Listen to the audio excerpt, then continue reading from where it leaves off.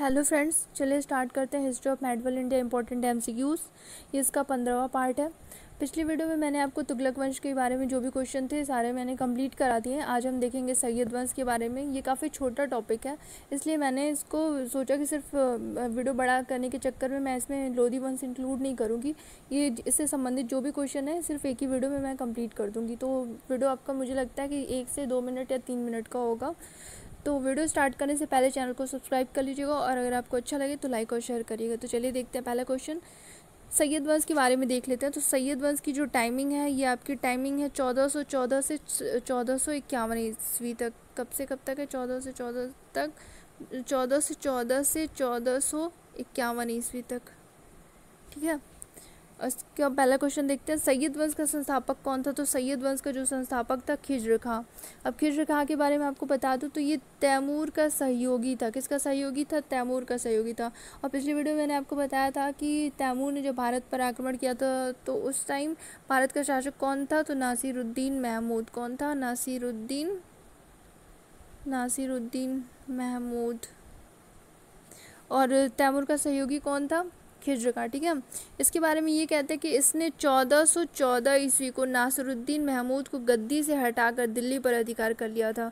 तो यानी कि तुगलक वंश के बाद के समापन के बाद किसका आता है? सैयद वंश आता है। और किसको हटा के गद्दी पे बैठा था? तो नासिरुद्दीन महमूद को हटाकर दिल्ली की गद्दी पे अधिकार कर लिया था। ठीक है, सेकंड क्वेश्चन है रैयत ए आला किसकी उपाधि थी? तो रैयत ए आला जो उपाधि थी ये आपकी खिज्र खां की उपाधि थी।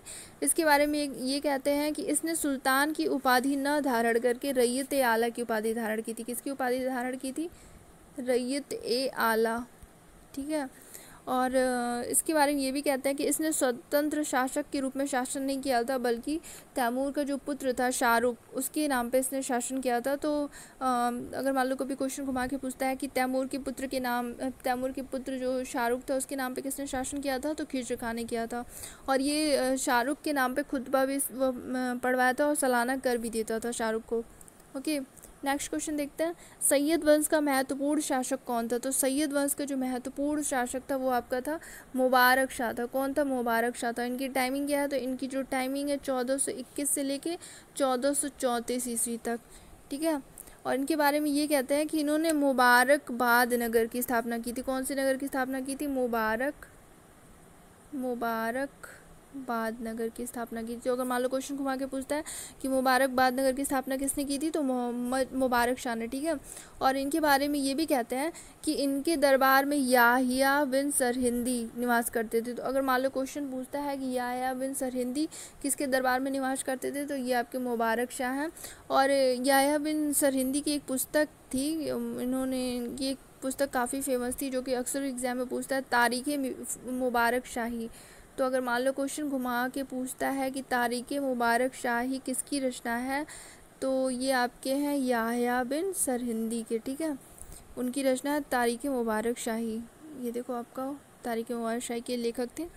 नेक्स्ट क्वेश्चन है कि सैयद वंश का अंतिम शासक कौन था? तो जो सैयद वंश का अंतिम शासक था वो था आपका अलाउद्दीन आलम शाह। कौन था? अलाउद्दीन आलम शाह। और इसके बारे में ये कहते हैं कि इसने स्वेच्छा से अपनी गद्दी बहलोल लोदी को दे दिया था। किसको दिया था? बहलोल लोदी को।